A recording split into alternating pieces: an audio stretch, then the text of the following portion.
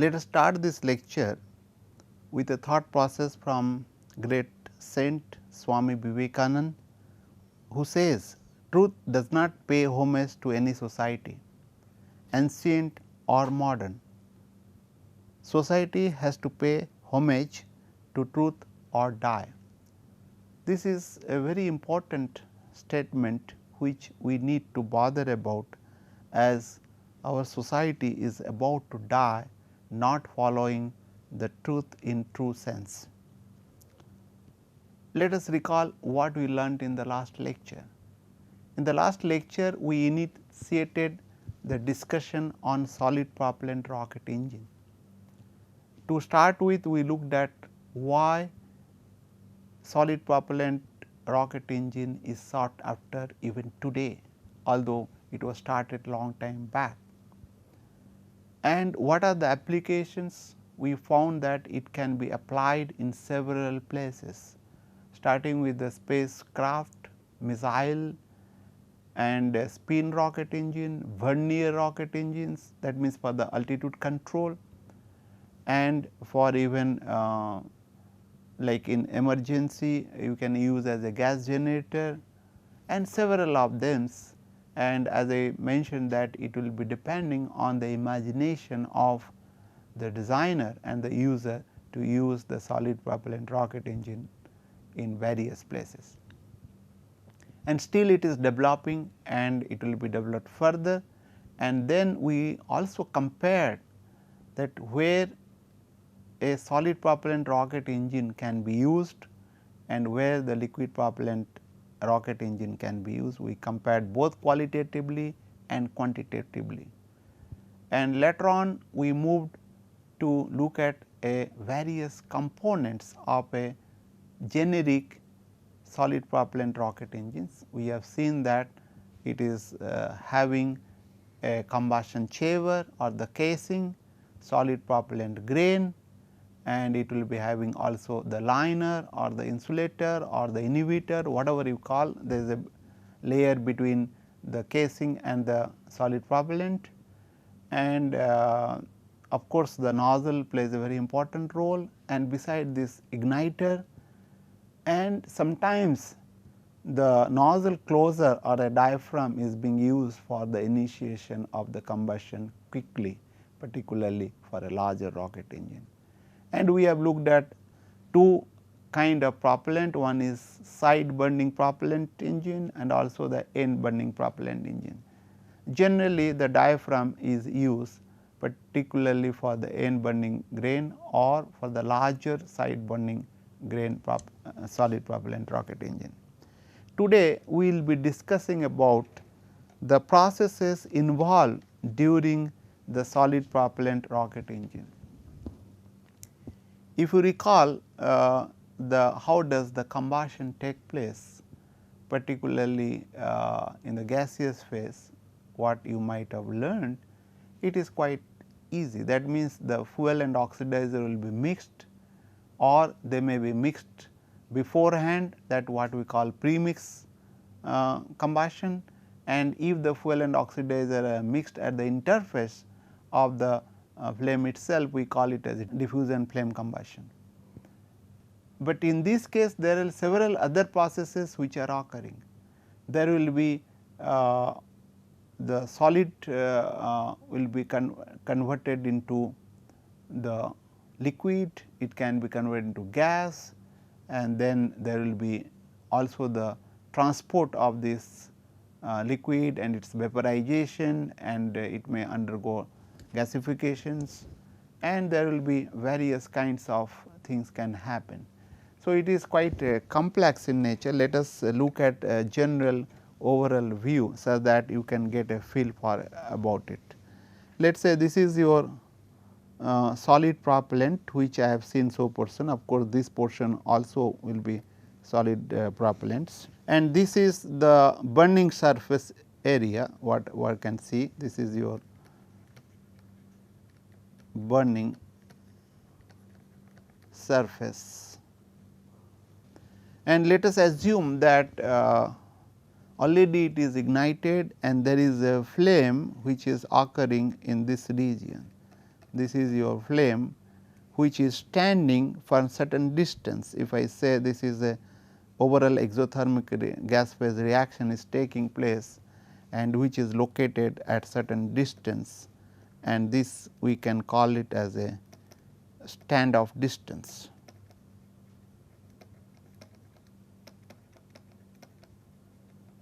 That means the distance between the flame and the burning surface of the propellant, we call it standoff distance. And once this flame is established, what will happen, that certain amount of heat will be transferred directly by radiation.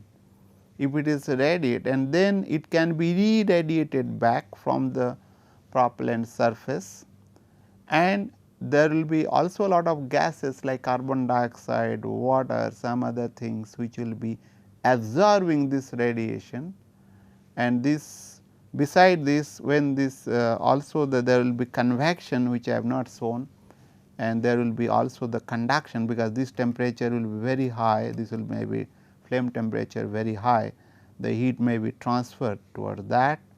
And when the heat will be received at the surface of the propellant at this surface, then what will happen, that it will be also getting conducted towards this heat. That means, this will be heat conducted towards that, and there might be also the pyrolysis of the solid propellants, and because that and also the solid propellant can be gasified, we call it is gasification. Pyrolysis is one in which the thermal degradation of the solid propellant will be occurring in the absence of the oxidizer in theoretically, whereas the gasification will be occurring when the oxygen and fuel ratio is quite low as compared to the stoichiometry. So, therefore, it can be converted directly into the gas, and during pyrolysis maybe there is a liquid layer which will be occurring, this is known as melt layer, and this is a solid propellant, and this portion will be the gas phase reaction will be. And the heat, as I told earlier, the external heat flux due to the convection, there might be a fluid which will be moving, hard fluid on this surface. So, that there will be heat flux due to the convective heat transfer. And when it is going radiation can also get into the propellant, the in-depth radiation absorption which will be taking place here. And there might be also pyrolysis which will be occurring in the inside this, and the thermal decomposition it may be coming out.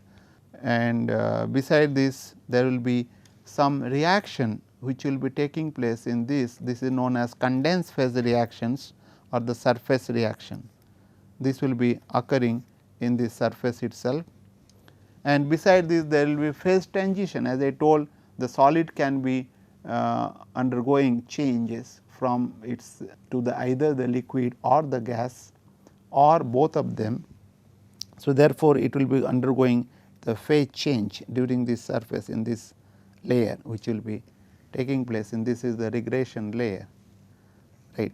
So, beside this there will be a diffusion of the oxidizer and the fuel from this side from the burning surface towards the flame, and there might be some product which will be coming from this gas phase, it will be diffusing towards the solid surface, and oxygen also there will be convection.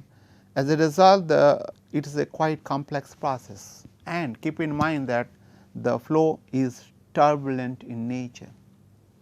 So, therefore, it is very difficult to model this complex process, and some of the processes which are there still not being understood, forget about modeling it. So, it is a quite complex, however, we will be using simple analysis to find out the regression rate of the thing. Now, question arises, why we need to know the regression rate, and what do we mean by regression rate or the burning rate? So, regression rate is basically can be defined as the burning surface front will be moving perpendicular to the direction of this surface per unit time, right. Then we call it as a regression rate or the burning rate. The regression rate, if I take a solid propellant here, let us say, and this is having a surface, this is having a surface here. So, in the beginning it was here, after that it is receding, and as this surface is moving towards this direction, if I say this is x, regression surface, this is your regression surface or the burning surface, whatever you call, you can say also burning surface. And when this burning surface will be getting consumed due to the combustion, it will be moving towards this unburnt or the virgin propellant. This is your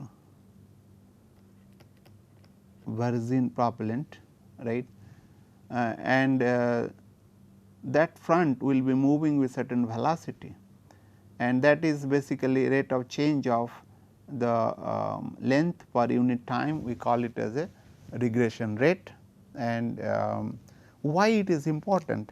Because we need to determine the thrust. For that, we have seen this equation, that is thrust is equal to m dot p v e plus p e minus p a a. If I say it is a fully expanded, so or we can say that the maximum thrust I can get, the v is the air velocity and this is the mass flow rate of the propellant which is passing through the nozzle.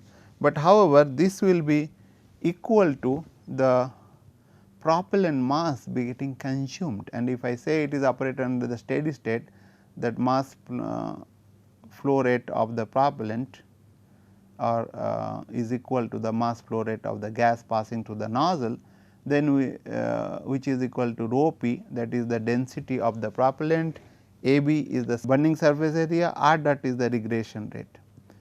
So, therefore, if I know this R dot, and of course, the density of propellant will be known for a particular composition, and A b, if I know what is the surface area. So, I can find out propellant, and then if I know the V, I can get the thrust, or other way around, if I want to have a thrust, then I will have to have this mass per propellant, and then you can calculate from the design case, and of course, the V e will be depend on the area ratio which will be used for in a nozzle, right. And this V we have seen already, it will be dependent on the chamber pressure, it will be dependent on extent of area ratio of the nozzle. So, based on that we can really use this and find out. So, therefore, it is very important to determine and the regression rate.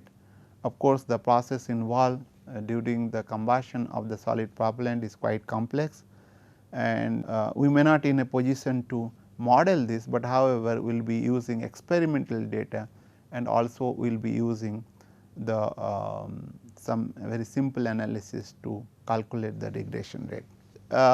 Whatever we have discussed till now is basically general processes during a generic solid propellant combustion, but however, it may differ from the in case of solid propellant rocket engine. Let us look at the propellant burning mechanism and flame structure for a double base propellant.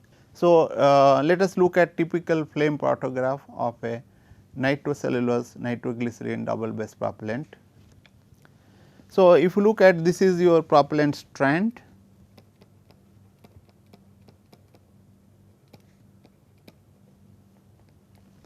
and which is having a flame. If you can look at, this is your flame, luminous flame.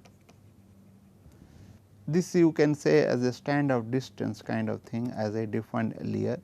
That means, the flame is stand of something x dash, and in case B, if you look at this distance, this is your flame, and this distance has been reduced, and it has been reduced in this case, case 3 further. You can see that very easily by observing these 3 photographs. Question arises, under what condition is happening, and even if it is happening, what will happen to the burn rate? That means, if I consider the case A, whether the burn rate will be higher or lower as compared to the case C. So, just to define this further, let me look at another diagram which is very well it is being illustrated, that is the luminous flame. This is the final product, and this is known as dark zone, or you can call it as a basically lifted, flame is lifted, it is not attaching to that, and this zone and this is of course the propellant stand, and we can call this as a stand of distance also. This region we can call it as a stand of distance. This is stand of distance. So, let us look at the data for all these 3 cases, case A, case B and case C. You can see, and case A, if you look at in figure A, that is corresponding to the 1 megapascal is basically chamber pressure. This is basically PC, chamber pressure is 10 atmosphere pressure, and case B is 20 atmosphere pressure, and case 3 is 30 atmosphere pressure. The regression rate is increasing from 2.2 millimeter per second to 4 millimeter per second. You can see that the regression rate is quite low as compared to the burning velocity of a event like under atmospheric condition, or of a simple mixture like methane air. As compared to that, it is very low, although it is at a little higher pressure, which is expected to have a low regression rate, and so also the low burning velocity. And now question arises, why it is so? The obvious answer would be that if the flame is very near to the burning surface, then naturally more heat will be transferred such that the regression will be faster. That is the simple logic one can think about, and one can give. So, let us look at the double base propellant combustion. If you consider that this is basically a solid propellant, which I have shown this portion, and this will be containing this nitroglycerin C3H5NO3, and this will be containing nitrocellulose 66HXO5 minus X and X NO3, but N this is basically a polymer, and plus there will be additives which will be there. Now, you can see that the temperature profile during a typical combustion of double base propellant, what is happening, this is your unburnt temperature of the propellant, virgin propellant, and then it goes on increasing, maybe it will be increasing to level where there will be some kind of no reaction will be taking place, or this there is an increase in that, and after that it will be having surface temperature, then it also increases to TD, and then again it will remaining constant for certain zone, and then it will be having flame zone. If you look at this combustion process, looking at this temperature profile, it can be divided into basically 5 zones, and this zone, this is zone, you can say that there is a conduction which is taking place. I can say this portion, this is your heat conduction zone. There will be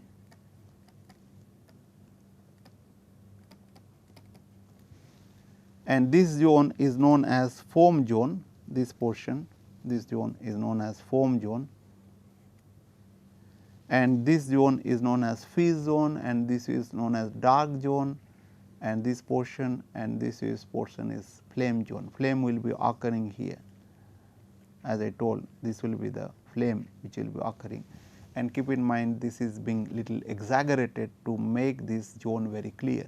Otherwise, the zones will be very small. It may be if you look at the fizz and foam zone will be order of something micron meter, and the dark zone may be in order of millimeter, and the flame zone will be again will be order of millimeters or even less than that. So, let us look at various heat conduction zone. As I told that during in this zone no chemical reaction occurs. As a result, there will not be any heat will be released. However, the heat will be conducted towards the unburnt temperature, the virgin propellants. These are all virgin propellants through, and as a result the temperature will increase from basically Tu to Ts, the surface temperature, and the solid phase reactions zone, which is we call it as a foam zone, where the propellant decomposition will be occurring. That means, these things will be getting into, if I consider this as a basically R, if I consider R and NO2, sorry, this is R, NO2, this is basically nothing but NO3 what I have written here. It will be converted in this zone to NO2 and RCHO. This is corresponding to this zone. So, in this zone propellant decomposition will be occurring at around something 500 Kelvin. Endothermic chemical reaction will be taking place overall. NO and NO2 and aldehydes, acetaldehydes are formed, and the thickness of this zone is something 10 to 100 micron meter. So, this zone which will the foam zone will be something around 10 to 100 micron meter. And this is a very important zone because it is being decomposed, and then this will be released, and then this is known as a fizz zone because some of the bubbles which will be formed here, and that will be ejected out, and it will be creating some fizz, because foam means there will be some bubble, there will be melted out also sometimes melting zones, and this will be creating some kind of a foam. We will see some figure maybe for composite propellant, I will show you. In this fizz zone, that NO and NO2 aldehyde whichever are formed in the foam zone, and other CHO and unburnt hydrocarbon species are released and reacted to form NO and hydrogen, carbon monoxide, and also the carbonous matter exothermically, such that the temperature will be increased from Ts to the Td. And during this process, bubbles and froth are often formed in small thickness, and this thickness will be around something 1 to 10 micron. And this thickness of the fizz zone, which will be basically something will be deciding the burning rate. Let us look at the dark zone. In this zone, basically NO, hydrogen, carbon monoxide, carbonous matter will be reacting, and the N2, NO, water and carbon monoxide and carbon dioxide will be formed, and this zone is maybe quite larger as compared to other zone. It will be something 1 to 20 mm, that depends on the reaction which is going on, and also depend on the pressure.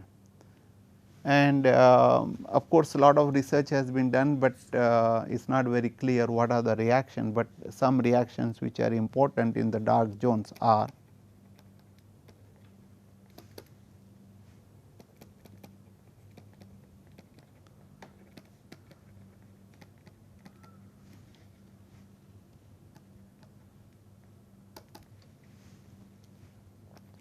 H will be reacting with water going to the hydrogen and OH, and carbon monoxide will be reacting with OH into carbon dioxide and H radical, and 2NO be reacting with hydrogen getting it 2HNO, and this 2HNO will be reacting with hydrogen going to water plus N2, and this is a quite a fast reaction.